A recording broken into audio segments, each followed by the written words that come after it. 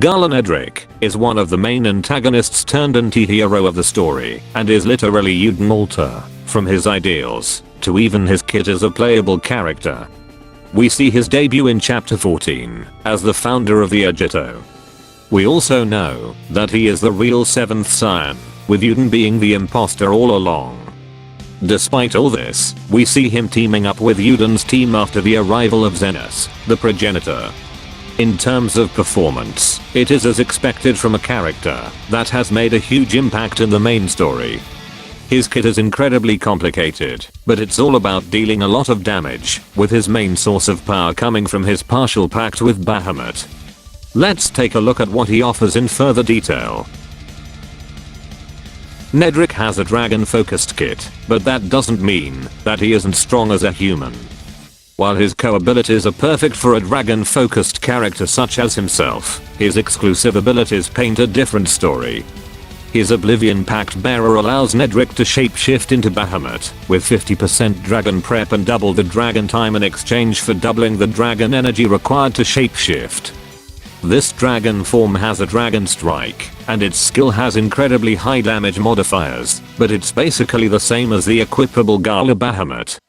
Lastly, this ability grants Nedrick the Oblivion Overload effect once per quest, if he ends his shapeshift, which stays throughout the quest and gradually levels up over time, up to level 3. The effects that this effect provides is nuts, though in exchange of his own life force, like how Bahamut gradually eats away at Nedrick, while using his power. His enduring ideals only becomes relevant if he unfortunately gets himself killed. When he dies, he grants all other members level 1 of the Oblivion Overload, which when given time to level up, can significantly boost other units as well, with the drawback being the depleting HP. I wouldn't really recommend getting him killed just for this, as Nedrick himself can dish out a lot of damage, especially when his abilities work with his skills. With Uden's predecessors all having the same nomenclature for their skill names, it's no surprise that Nedrick, basically Uden Alter, also has the same situation with his skills. However, he doesn't share the glory part of his second skill, instead sharing the blazing part from the original Uden's first skill. His first skill, Rising Rebellion, has a low SP cost and deals great damage, inflicts Shadow Blight, and fills the dragon gauge by 10%.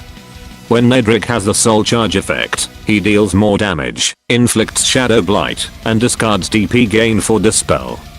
The discarding of DP gain of the empowered skill makes sense, as Nedrick only really needs to shapeshift once to gain full access to Soul Charge. Overall, this skill is incredibly powerful by itself, and even more powerful and useful when Soul Charge is present. His second skill, Blazing Animus, essentially doesn't cost anything, but requires Nedrick to shapeshift at least one before gaining access. It grants Nedrick level 3 of the Soul Charge effect, turning his HP number into souls. Soul Charge fully restores Nedrick's HP, and keeps his HP full while active.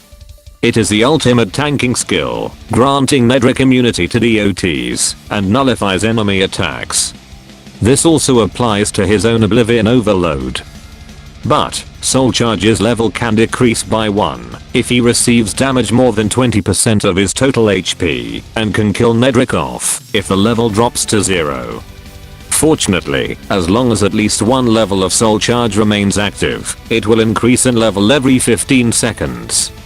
When having the Soul Charge effect, Nedrick can use the Animus Inferno effect, which has high cost and insane damage, as well as an AoE similar to Bahamut's Cataclysm Beam, and grants a team crit damage amp.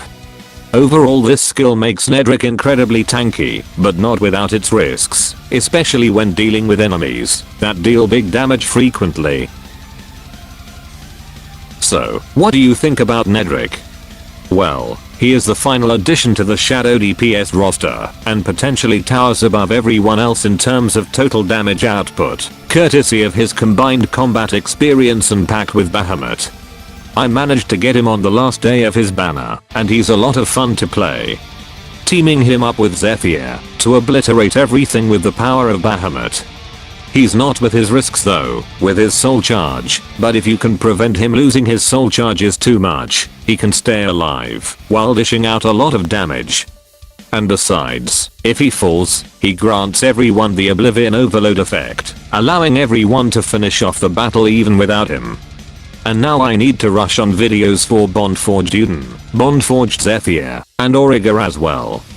That's all from me. Moga out.